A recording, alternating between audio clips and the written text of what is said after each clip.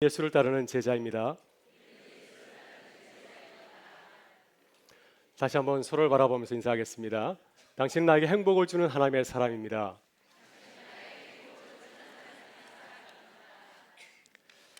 네, 이부보다 훨씬 더 소리가 커서 많이 기쁩니다. 여러분 한 주간 평안하셨습니까? 마음의 기쁨과 감사가 충만하신가요? 네, 우리 마음에 행복한 마음이 가득 차 있으십니까? 네, 아니면 그렇지 않다고 생각하십니까? 네, 사람들은 행복한 일이 많아야 행복하고 또 불행한 일이 많으면 불행하다 생각합니다. 행복의 이유를 외부에서 찾는 경우가 참 많이 있는 것 같습니다. 요즘 우리 사회를 바라보게 되면 어떻습니까? 우리를 화나게 하고 또 짜증나게 하는 일이 참 많이 있습니다. 만약 우리가 행복을 밖에서 찾는다면 아마 우리는 1년 가운데 하루도 감사하지 못하며 살아가지 않을까 생각이 듭니다. 근데 정채봉 동화 작가가 매우 중요한 이야기를 하였습니다.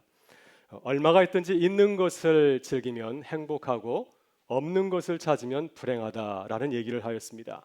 행복은 밖에 있는 것이 아니라 우리 안에 있다고 하는 것이죠. 좀 더 개인적으로 말하면 행복은 내 안에 있다고 하는 것입니다. 우리 자신 안에 있다고 말씀하고 있습니다. 우리가 행복한 일을 자꾸 찾으면 행복이 늘어나게 되고 반대로 우리가 불행만을 찾으면 우리의 삶은 불행으로 가득 찰 수가 있습니다.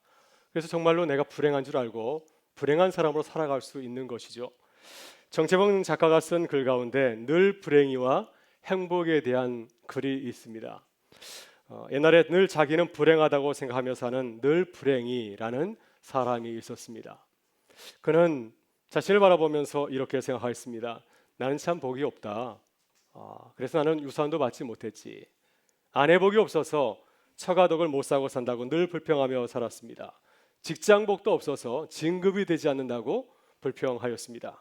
돈복도 없고 자식복도 없다 생각하였습니다. 그러다가 이제 하루는 옆집에 살고 있는 늘 웃고 사는 행복의 집을 찾아가게 되었습니다. 행복의 집을 한번 둘러보았습니다. 행복의 집에는 늙고 배우지 못한 부모님이 계셨습니다. 아내가 미인이 아니었습니다. 그는 행복이는 아주 평범한 월급장에 불과하였습니다. 집은 자신보다 훨씬 작은 집에 살고 있었습니다. 그래서 늘 불행이가 행복에게 말했습니다. 행복씨, 내가 보니까 행복할 게 별로 없는데 왜 자신은 이렇게 즐거워하시는 겁니까? 그때 행복이가 늘 불행이의 손을 잡고는 길 건너편에 있는 병원을 찾아갔습니다. 병원에는 안타까운 사람들이 많이 있었습니다. 수술실 앞에서 초조하게 기다리는 사람들이 있었고요. 병실 침대에 누워 앓고 있는 사람들이 있었고 또 자동차 사고로 의식불명인 사람들이 있었습니다. 온갖 링거 주사 바늘을 꽂고 있는 환자들이 있었고 또 휠체어를 타고 다니시는 분들이 계셨습니다. 영안실에서는 슬픈 울음소리가 터져나온 것을 보고 들을 수 있었습니다. 병원을 나오면서 행복이가 말했습니다. 보세요. 우리에게는 저들에게 없는 건강이 있으니 얼마나 행복합니까? 늘 날 걱정해주는 사랑하는 애와 귀여운 자녀들이 있고 작지만 머리 둘 곳이 있는 집이 있으니 얼마나 행복합니까? 그때 늘 불행이는 고개를 숙인 채 듣고만 있었습니다. 계속해서 행복이가 말을 이어갔습니다. 나는 불평스러운 마음이 들 때 숨을 크게 한번 들이쉬어 봅니다. 만약 공기가 없다면 내가 죽게 되겠지요. 그러나 공기가 있으니 얼마나 행복합니까? 마찬가지로 없는 것보다 있는 것을 생각하면 마음에 평화가 찾아옵니다. 죽어서 내 묘가 화려한 것을 자랑하기보다는 지금 살아서 꽃 한 송이를 바라보면서 기뻐하고 즐거워하는 마음을 가지고 살아가는 것이 내 행복의 비결이랍니다. 여러분 정말 그렇습니다. 행복은 멀리 있는 것이 아니죠. 행복은 아주 가까운 곳에 있습니다. 주님께서 내게 주신 믿음의 눈으로 주님이 내게 주신 감사의 제목들을 세워볼 때 우리는 감사할 수 있는 환경 가운데서도 감사할 수 있는 주님의 사람으로 거듭나게 될 줄 믿습니다.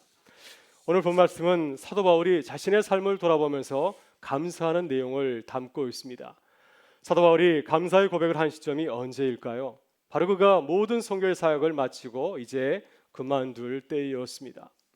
그는 청년 시절에 유대교 신봉자였습니다. 정통 바리새인으로 내가 율법을 잘 지키면 내가 살아가는 내 조국 이스라엘이 로마 제국으로부터 구원을 받으리라 확신하였습니다. 열심히 율법을 신봉하면서 살아갔습니다. 그때 그의 눈에 초대교회가 눈에 거슬렀습니다. 저들 때문에 우리 유대교가 무너지는 것은 아닌가 생각해서 이 초대교회와 예수님의 제자들을 철저하게 핍박하고 박해를 하였습니다.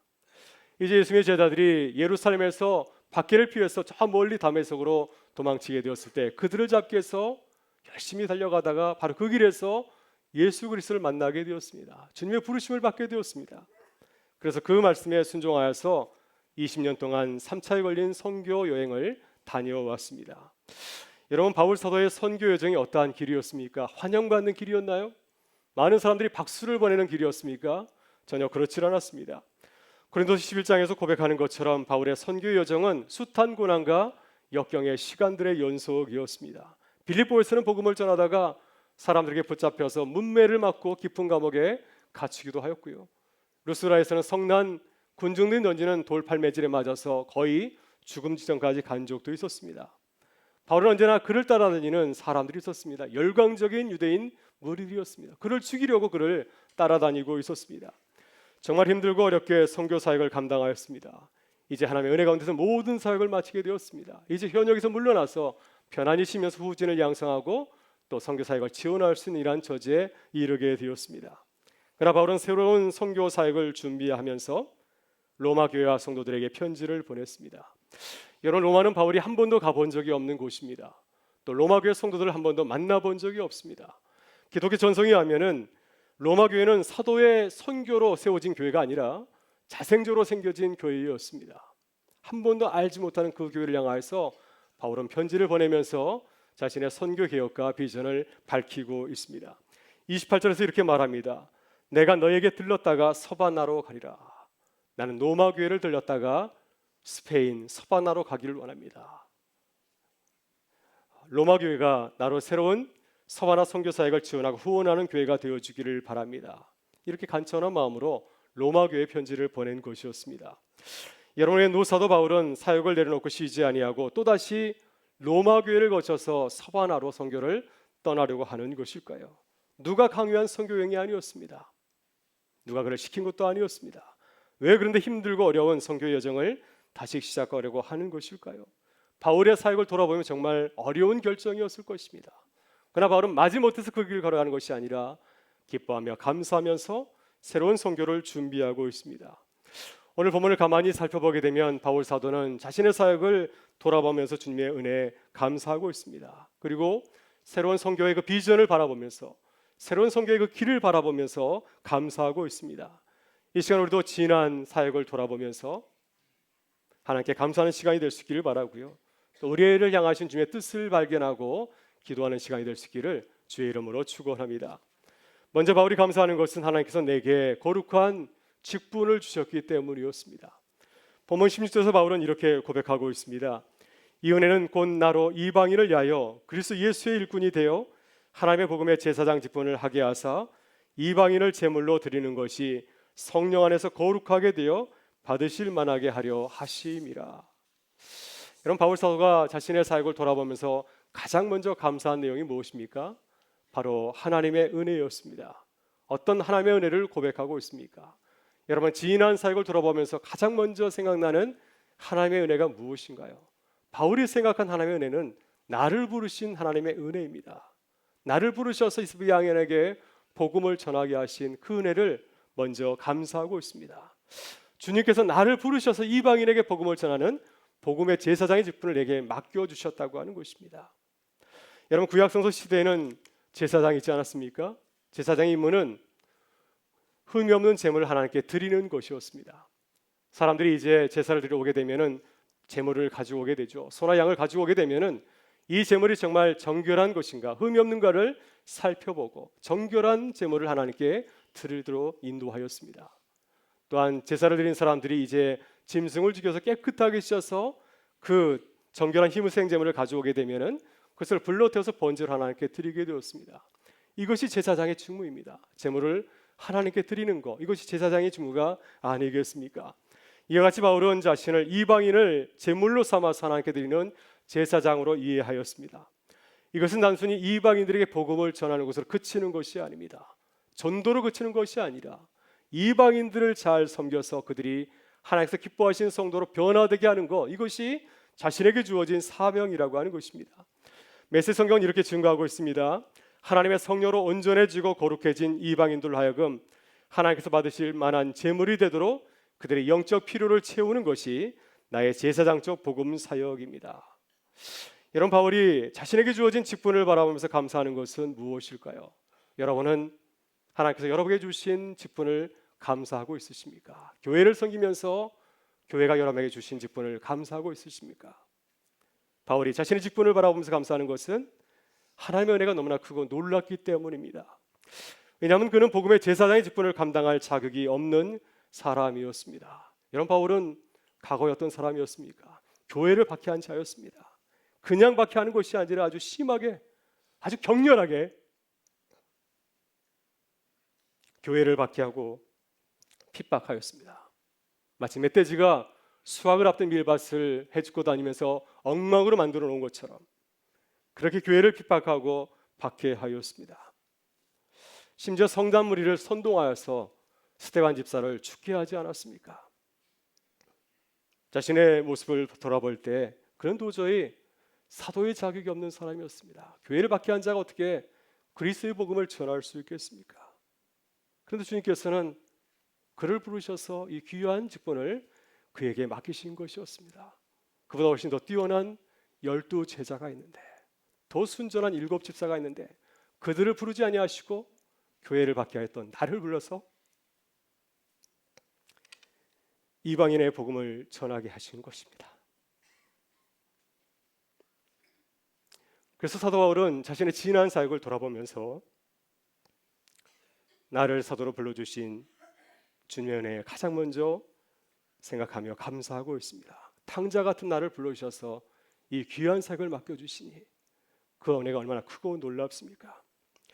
여러분, 우리는 지난 사역을 돌아볼 때 항상 우리의 첫 모습을 기억해야 됩니다. 우리는 원래 죄인이었습니다. 피조물이었고요, 도저히 주의 사역을 감당할 수 없는 자들이었습니다. 여러분, 우리는 어떤 본능을 가지고 있으십니까? 주님을 더 사랑하기보다는 나를 더 사랑하는 자들이 아닙니까? 내 욕심을 채우려고 할 때가 얼마나 많이 있습니까? 도저히 죄를 감당할 수 없는 것이 우리의 모습이 아니겠습니까? 신앙생활을 열심히 한다고 해서 우리가 달라지는 것이 아니라 사도 바울도 로마서 7장에서 자신의 속마음을 고백하지 아니하였습니까? 내 안에서 서로 다른 자가 싸우고 있습니다. 하나는 주의 일을 열심히 하고 싶어하는 나이고 또 하나는 나를 드러내고 싶고 나를 자랑하고 싶어하는 나입니다. 이 두 다른 나가 내 안에서 늘 싸우고 있습니다. 주님께서 나를 붙잡아 주셨기 때문에 내가 주의를 감당할 수 있었던 것이죠. 만약 내 안에서 나를 사랑하는 내가 살았다면 내가 어찌 이방인들에게 복음을 전하는 그 귀한 사역을 감당할 수 있겠습니까? 여러분, 바울 사도가 자신이 그동안 돌아온 험난한 사도의 여정을 생각하면 도망치고 싶은 마음이 굴뚝 같았을 것입니다. 그가 얼마나 힘들고 어려운 이 선교의 여정을 걸어왔습니까? 누구라도 이러한 고생길에서 피하고 싶었을 것입니다. 그러나 바울은 벌레 같은 나를 거룩한 사도로 삼아주신 주님의 그 신은혜와 사랑을 바라보았기 때문에 오히려 기뻐하고 감사할 수 있었습니다. 여러분, 그렇습니다. 주께서 우리를 부르셨습니다. 우리가 나아간 것이 아니라 주께서 우리를 부르셨기 때문에 주의 몸된 교회를 섬기게 된 줄 믿습니다. 우리를 부르셔서 거룩한 직분을 주신 그 주님을 바라보면서 늘 감사함으로 나아가는 주의 백성 되실 수 있기를 주의 이름으로 축원합니다. 다음으로 바울이 감사하는 것은 주님이 내게 주신 사역을 잘 마치게 되었기 때문입니다. 본문 17절에서 사도 바울은 자신의 사역을 돌아보면서 이렇게 고백합니다. 내가 예루살렘으로부터 두루 행하여 일리리곤까지 그리스도의 복음을 편만하게 전하였노라. 같은 말씀을 메시지 성경은 보다 쉽게 우리에게 전하고 있습니다. 나는 예루살렘부터 시작해 그리스 북서 지방에 이르기까지 두루 다니며 예수에 대한 메시지를 전해왔습니다.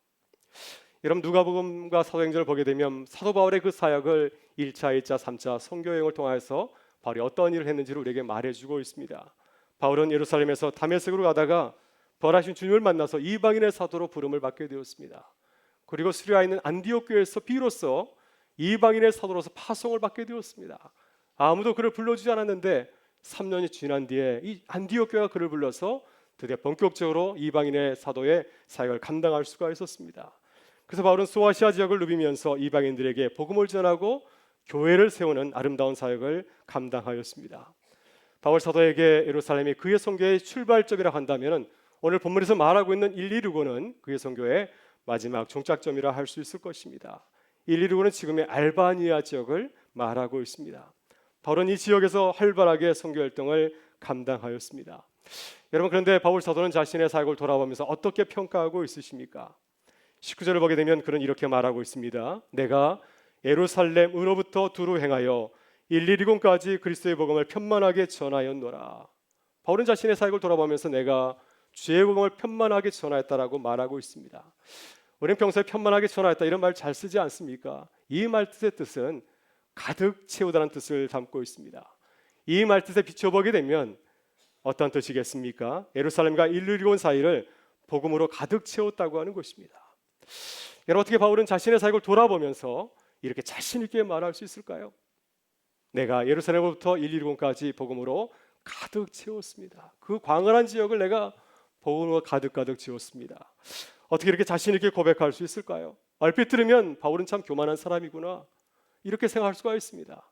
그러나 바울이 지금 여기서 고백하는 그의 고백의 그 핵심이 무엇입니까? 무엇을 강조하고 있습니까? 그는 지금 하나님의 은혜를 강조하고 있습니다. 하나님께서 내게 은혜 주셔서 이 지역에서 복음을 최선을 다해서 전할 수 있도록 인도하셨다고 하는 것입니다. 네, 부족한 사람이지만 주님께서 내게 은혜 주셔서 내가 최선을 다해서 복음을 전할 수 있는 은혜를 허락하여 주셨다고 하는 것입니다. 본문 20절을 보게 되면 바울은 복음이 전해지지 아니하는 곳만 선택해서 다녔다고 고백하고 있습니다. 이 말은 전혀 새로운 곳에서 늘 복음을 전하고 교회를 개척해야 되는 어려움이 있었습니다. 근데 주님께서 내게 은혜를 주셨기 때문에 늘 새로운 곳에서 복음을 전할 수 있었고 믿음의 사람을 통하여서 교회를 세우는 은혜를 경험하게 되었다고 고백하고 있습니다. 여러분, 우리는 지난 1년의 사역을 돌아보면서 어떠한 평가를 내릴 수 있을까요?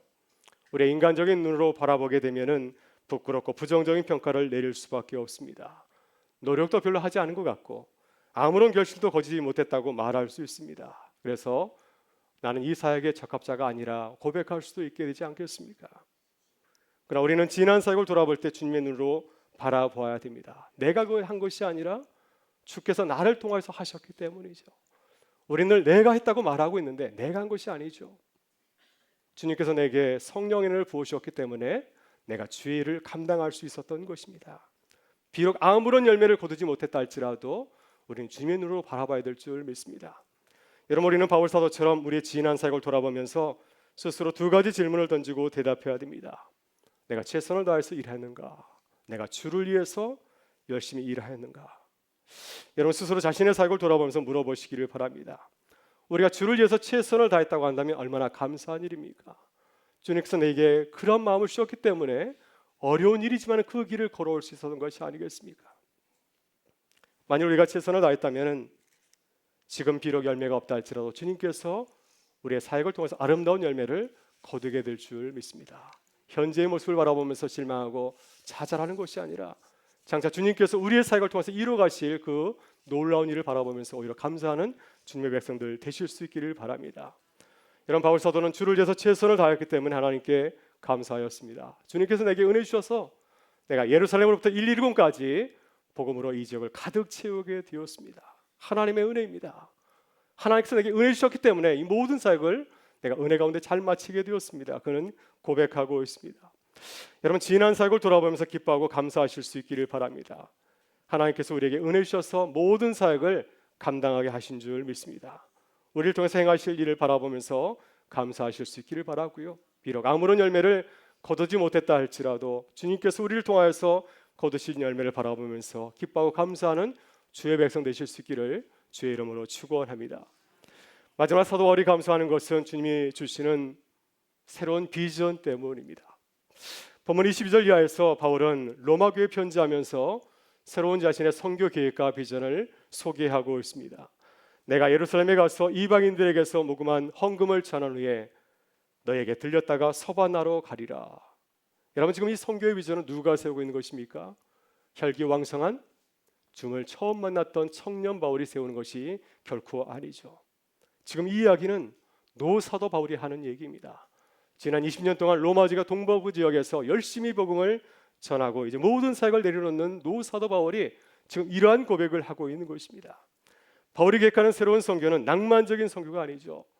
지금보다 훨씬 더 어려운 그 선교가 그를 기다리고 있는지 모릅니다. 왜냐하면 로마 제국의 서부 지역은 유럽의 남부 지역입니다. 지금의 프랑스, 스페인, 포르투 지역을 말하고 있습니다. 당시 스페인은 세상의 끝으로 여겨졌기 때문에 바울은 내가 이곳에까지 가서 복음을 전하겠다고 고백한 것이 아니겠습니까? 그러나 이 지역은 당시 로마 제국의 영향력이 덜 미치는 곳이었습니다. 이곳에는 아직 로마 제국의 정복을 받지 못한 많은 민족들이, 이민족들이 살고 있었고, 또 그래서 군사적으로나 정치적으로 덜 안전한 곳이었습니다.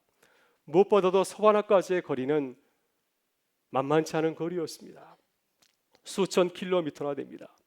지금 바울이 있는 소아시아 지역에서 예루살렘 거리까지의 거리는 1300킬로미터가 되고, 예루살렘에서 로마 제국까지는, 로마까지는 2400킬로미터나 됩니다. 로마에서 서바나, 지금의 스페인까지의 거리가 1100킬로미터입니다. 도합해서 몇 킬로미터입니까? 4800킬로미터를 걸어가야 하는 어려운 길이었습니다. 지금 바울은 이 멀고 힘든 길을 걸어가겠다고 고백하고 있습니다. 내 힘으로 감당하기 어려우니 로마 교회가 내 선교의 후원자가 되어달라고 당부하고 있습니다. 지금까지 수리아의 안디옥 교회가 나의 선교를 지원해 주었는데, 이제부터는 로마 교회가 내 새로운 선교사에게 동반자가 되어달라고 부탁하고 있는 것이죠. 그래서 로마서는 사도 바울이 로마 교회에 보내는 자신의 선교 계획서와 선교 지원 요청서라 할 수가 있습니다. 여러분, 왜 바울은 이 멀고 힘든 길을 걸어가겠다고 고백하는 것일까요? 사람의 생각으로는 도저히 그의 서번화의 그 선교 계획을 이해하기가 참 힘이 됩니다. 여러분, 바울 사도가 인간적인 눈으로 자신의 사역을 돌아봤다고 한다면 서바나 선교의 꿈을 품지 않았을 것입니다. 그러나 하나님의 눈으로 자신의 사역을 돌아보고 앞으로의 새로운 사역을 바라보며 기도할 때 하나님께서 이러한 놀라운 비전을 그에게 허락하여 주신 것이었습니다. 본문 23절에서 바울은 로마 제국 동부에서 사역을 마친 후에 이렇게 고백하고 있습니다. 이제는 이 지방에 일할 곳이 없고 또 여러 해 전부터 언제든지 서바나로 갈 때 너에게 가기를 바라고 있었으니, 바울은 1차, 2차, 3차 선교행을 마치게 되었을 때 새로운 사역지를 돌아보았습니다. 아직 복음이 전해지지 않은 곳, 내가 필요한 곳을 바라보게 되었습니다. 그것을 놓고 기도하게 될 때 하나님께서 그에게 이 놀라운 선교의 비전을 그에게 허락하여 주신 것이었습니다. 본문 29절을 보게 되면 바울은 로마 서바나를 바라보면서 이런 비전을 고백하고 있습니다. 내가 너에게 나아갈 때 그리스도의 충만한 복을 가지고 갈 줄을 아노라. 하나님께서 바울 사도에게 주신 비전은 무엇이죠? 끝까지 모든 사람들에게 그리스도의 복을 전하는 것입니다. 이것이 하나님께서 바울 사도에게 주신 서바나 선교의 핵심적인 내용입니다. 그곳에 가서 내가 복음을 전하여 주리라. 내 생명이 다는 그날까지 복음을 전하는 것, 이것이 주님께서 내게 주신 마지막 사명이라는 것입니다. 여러분, 한 해를 돌아보면서 주님이 주신 은혜에 감사하고 있으십니까? 저는 지난주 한 주간 말씀을 준비하면서 제 모습을 돌아보았습니다. 제 모습을 돌아볼 때 감사하지 않을 수가 없었습니다. 그동안 정말 중요한 감사를 잊고 살았다는 것을 깨닫게 되었습니다. 나를 부르신 하나님, 나를 이곳에 부르신 하나님의 뜻을 생각하면서 감사하게 되었고, 또 열심히 주의 일을 하겠다고 또 감사하며 고백하게 되었습니다. 여러분, 한 해를 돌아보면서 주님의 은혜를 세어보실 수 있기를 바랍니다. 그리고 내가 주의 은혜에 어떻게 보답해야 할까 기도하실 수 있기를 바랍니다. 하나님께서 우리 모두에게 서바나의 비전을 주신 줄 믿습니다. 여러분, 서바나의 비전은 바울 사도와 같이 스페인에 가는 것이 결코 아닙니다. 서바나의 비전은 나에게 주신 주님의 은혜를 나누고 전하는 것이죠. 주님의 은혜가 필요한 곳에 가서 주의 복음을 전하는 것이고, 주를 위해서 새로운 복음의 사역을 기쁘게 감당하는 것입니다. 그래서 사도 바울과 같이 주님이 내게 주신 그리스도의 충만한 복을 나누며 전하는 것, 이것이 주님께서 우리에게 주신 서바나의 비전인 줄 믿습니다. 이런 방질 목사님은 지난 2014년 104세의 나이로 하나님의 부르심을 받았습니다. 근데 방질 목사님께서는 하나님의 부르심을 받을 때까지 열심히 복음을 증거하였습니다. 그 연세에 외국에까지 나가서 복음을 전하는 일을 감당하셨습니다. 방질 목사님의 마지막 좌우명이 무엇이었는지 아십니까? 달아 없어질전정 녹슬지 않겠다. 이것이 그분의 좌우명이었습니다. 이 고백처럼 생명이 닿은 날까지 주께서 주신 은혜를 나눈 일에 그분은 최선을 다하다가 주의 부르심을 받으셨습니다. 사랑하는 여러분, 다음 주일은 추수감사 주일입니다. 한 주간 주님께서 우리에게 주신 은혜를 돌아보면서 감사하실 수 있기를 바랍니다. 주님이 내게 주신 직분과 사역을 소중히 알고 감사하실 수 있기를 바라고요. 또 나를 통해서 이루신 그 일을 바라보면서 기뻐하실 수 있기를 바랍니다. 그리고 주님께서 내게 주신 그 비전을 바라보면서 기뻐하며 기도하시는 우리 모두가 되실 수 있기를 바랍니다. 그래서 우리도 바울 사도와 같이 감사함으로 고백할 수 있기를 바랍니다. 서바나로 가리라. 이 고백이 추수감사를 준비한 우리 모두에게 함께 하실 수 있기를 주의 이름으로 축원합니다. 우리 다 같이 일어나셔서 함께 찬양하며 나가겠습니다.